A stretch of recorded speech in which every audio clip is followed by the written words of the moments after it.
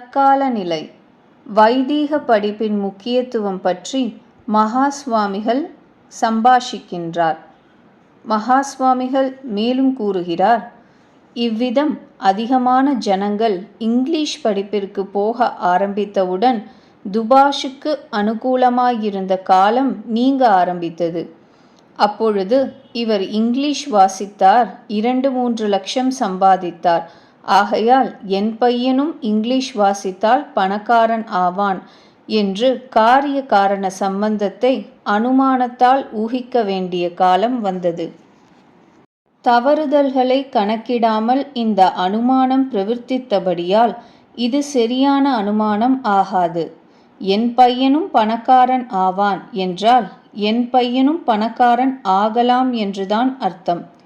English வாசித்தவர்களில் ஏதோ சிலர்தான் மேலான அந்தஸ்தை அடைந்திருக்கிறார்கள் என்றும் மற்றவர்கள் முன் ஸ்திதியை விட ஒரு ஸ்லாகியத்தையும் கூட அடையவில்லை என்றும் ஒருவேளை முன்ஸ்திதிக்கு ஹானி கூட வந்திருக்கும் போலிருக்கிறது என்றும் அநேக சம்பவங்களை பார்த்து பார்த்து நாளடைவில் அறிவு ஏற்படும் பொழுது மேல் சொன்ன அனுமானம் தவறுவதே ஜாஸ்தியாக தோன்றுவதால் அந்த அனுமானத்தில் பிரமாண்ய புத்தி குறையும் காலத்தில் நவீன வித்யைக்கும் பணத்திற்கும் காரிய காரண சம்பந்தம் இருப்பதாக அந்த அனுமானமும் சொல்ல இடமில்லை. இனி சப்த பிரமாணம் என்றுதான் மிச்சம் இருக்கிறது. உத்தம சப்த பிரமாணமான வேதம் இக்காரிய காரண சம்பந்தத்தை சொல்லவே இல்லை. ஆகையால் லௌகீக சப்தத்தை தான் எடுத்துக்கொள்ள வேண்டும். கொஞ்ச நாட்களுக்கு முன்பு இன்ன இன்ன யோகியதையை சம்பாதித்தவர்களுக்கு இன்ன இன்ன உத்தியோகம் இவ்வளவு இவ்வளவு சம்பளத்தில் கொடுக்கப்படும் என்று சர்க்காரும் இதர அதிகாரிகளும் பிரசுரம் செய்திருந்தார்கள். ஆனால் லௌகீக சப்தம் நித்தியம் இல்லாததினால் அப்படி அவர்கள் உத்தியோகம் கொடுத்துத்தான் ஆக வேண்டும் என்ற நிர்பந்தம் கிடையாது. ஆகையால் என்னமோ அப்பொழுது அப்படி பிரசுரித்தோம், ஆனால் இப்பொழுது அதன்படி நாங்கள் நடக்கத் தயாராயில்லை என்று அவர்கள் சொல்லிவிடலாம். பல சந்தர்ப்பங்களில் சொல்லியும் இருக்கிறார்கள். எங்களுக்கு தோன்றினால் ரத்தும் செய்து விடுவோம் என்பார்கள். இப்பொழுது இந்நிலையும் மாறி எவ்வளவு யோகியதை இருந்தாலும் பிராமணராயிருந்தால் உத்தியோகம் சர்க்காரில் கிடையாது என்பது போல கூட பிரசுரங்கள் வருவதாக கேள்விப்படுகிறேன். ஆகையால் இப்பொழுதுள்ள சப்த பிரமாணம் நவீன வித்யைக்கும் பணத்திற்கும் காரிய காரண சம்பந்தத்தை காட்டாததுடன் அந்த சம்பந்தம் கிடையாது என்றே வியக்தமாய், அதிலும் பிராமணர் சம்பந்தப்பட்ட மட்டில் மிகவும் வியக்தமாய் தெரிவிக்கிறதாகவும் தெரிகிறது. பண்டிதர் கூறுகிறார், எப்படியும் பிராமணர்களாய் பிறந்துவிட்டார்கள் என்பதற்காக உத்தியோகம் இல்லை என்பது மிகவும் அக்கிரமம். யோகியதையை அல்லவா கவனிக்க வேண்டும். மகாஸ்வாமிகள் மேலும் கூறினார், நம் பையன்கள் பிராமணியத்தை துடைத்தெறிந்து விடவும் தயாராயிருக்கிறார்கள். ஆனால் அது இரத்தத்தில் ஊறி கிடப்பதால் அவ்வளவு சுலபமாய் நிவர்த்திக்க கூடியதாய் இல்லை.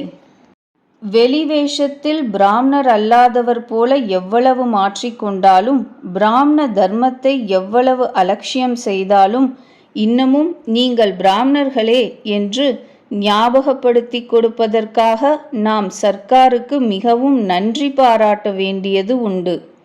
இப்பொழுதாவது ஸ்வரூபமற்றதான ஒரு லௌகீக அந்தஸ்து கிடைக்கப் போகிறதென்ற மோகத்தினால் தங்கள் ஸ்வதர்மத்தை விடுவது சரியல்ல என்பதை நம் சிறுவர்கள் உணர்வார்களா?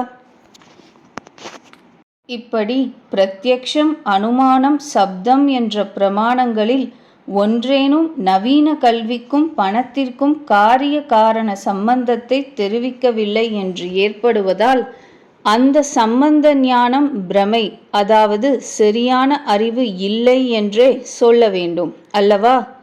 ஆனாலும் இந்த சம்பந்தம் வாஸ்தவத்தில் இருப்பது போல் வைத்து நாம் இன்னமும் குழந்தைகளை இங்கிலீஷ் பள்ளிக்கூடங்களுக்கு அனுப்பியே வருகிறோம்.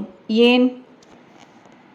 பண்டிதர் கூறுகிறார், காரிய காரண சம்பந்தம் இருப்பதாக தவறுதலாக நினைத்து அதாவது பிரமத்தினால் அனுப்புகிறோம் என்று என்னை ஒப்புக்கொள்ளச் செய்கிறீர்கள் போல தோன்றுகிறது. மகாஸ்வாமிகள் கேட்டார். வாஸ்தவ ஞானம் ஒருவிதமாயிருக்க, அதே காலத்தில் அதற்கு விபரீதமான பிரமமும் இருக்க முடியுமா?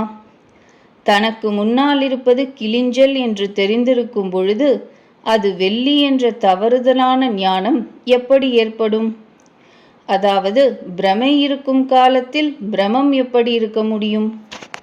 பண்டிதர் கேட்டார். வாஸ்தவமே, ஆனால் பிரகிருதத்தில் எப்படி சம்பந்தம் என்பது தெரியவில்லை. மகாஸ்வாமிகள் விளக்கினார். தற்காலத்தில் பிரத்யக்ஷம், அனுமானம், சப்தம் இம்மூன்று பிரமாணங்களும் நவீன வித்யைக்கும் பணத்திற்கும் சம்பந்தம் இல்லை என்பதையே காட்டுவதாக சொன்னேன். இவ்விதமாக பிரமை சொல்லும் பொழுது அந்த சம்பந்தம் உண்டு என்று பிரமம் எப்படி ஏற்பட முடியும்? முன்னொரு காலத்தில் அந்த பிரமம் இருந்திருக்கலாம். இப்பொழுது சுத்தமாய் நிவர்த்தியாகிவிட்டது. பண்டிதர் கூறினார். பிரமை பிரமம் இரண்டும் நம் பிரவிற்த்திக்கு காரணம் இல்லையானால் அவ்வித காரிய காரணம் சம்பந்தம் இருப்பது போல் ஏன் பிரவர்த்திக்கிறோம்? மகாஸ்வாமிகள் கேட்டார். நீங்கள் அல்லவா சமாதானம் சொல்ல வேண்டும். ஒரு பலனை உத்தேசித்து பிரவர்த்திக்கிற ஒவ்வொரு புத்திசாலியும் அந்த பிரவர்த்திக்கும் பலனுக்கும் காரண காரிய சம்பந்தம் இருப்பதாக சரியாகவோ தப்பாகவோ நினைத்து கொண்டுதான் பிரவர்த்திப்பான் என்று சொன்னேன் அல்லவா? பண்டிதர் கூறினார். ஆம், சொன்னீர்கள். இதனால் இந்த மாதிரி பிரவೃத்தியில் இறங்குகிறவர்கள் புத்தியை செலுத்தி சாதக பாதகங்களை நன்றாக பரிசீலனை செய்யவே இல்லை என்பது தங்கள் அபிப்பிராயமாக தெரிகிறது. மகாஸ்வாமிகள் கூறினார். ஆம், அப்படித்தான். பகவான் நமக்கு மனை யோகியதையை கொடுத்து மனிதனாக்கியும் கூட நம்முடைய கவனக்குறைவினால் நம் சுதந்திரத்தை நாம் பாராட்டாமல் நடக்கிறபடி நடக்கிறதென்று பிரவாகத்தில் கட்டை மிதந்து போவது போல் ஆகிவிட்டோம். ஓர் ஆடு தாவின இடத்தில் எப்படி கவனியாமல் மேல்மேல் மற்ற ஆடுகள் தாவுமோ அந்த மாதிரி நாம், அதிலும் பிராமணர்கள் நடந்து வந்ததினால்தான் சமீப காலத்தில் ஏற்பட்டிருக்கும் சிரமங்கள் எல்லாம் ஏற்பட காரணமாயிற்று. பண்டிதர் கேட்டார். எப்படியும் இப்பொழுது நான் எப்படி நடந்து கொள்ள வேண்டும் என்று தங்கள் ஆக்ஞையை எதிர்பார்க்கிறேன். மகாஸ்வாமிகள் அருளினார். என் அபிப்பிராயம் கேட்டு என்ன பிரயோஜனம்? அதன்படி நடக்க தயாராயில்லாவிட்டால்? உங்கள் பையன் சிறு பையனாயிருந்து இன்னமும் பள்ளிக்கூடத்திற்கு அனுப்பப்படாமல் இருந்தால் அவனை உங்கள் கூடவே வைத்து கொண்டு உங்கள் முன்னோர்கள் அடைந்து மதித்திருந்த வாசிப்பையும் பயிற்சியையும் அவனுக்கு கொடுங்கள்.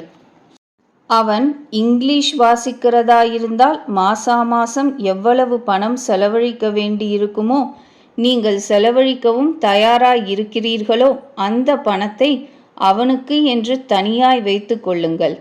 அவனுக்கு வித்யாபியாசம் முடிந்தவுடன் சத் பிராமணனாகவும் ஏற்பட்டிருப்பான். லௌகீக காரியத்திலும் குறைவிருக்காது.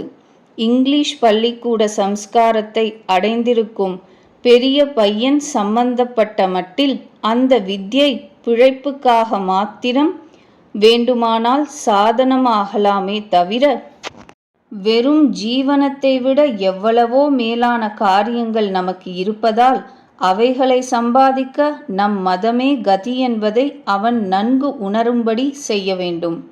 வெறும் ஜீவனத்திற்காக அத்தியாத்ம ஸ்ரேயஸை உதாசீனம் செய்துவிடக் கூடாது. ஆகையால் நம் பிராச்சீன வித்யையையும் அனுஷ்டானங்களையும் வீட்டிலிருக்கும் பொழுதாவது பழக்கத்தில் வைத்து கொள்ளும்படி சொல்லுங்கள்.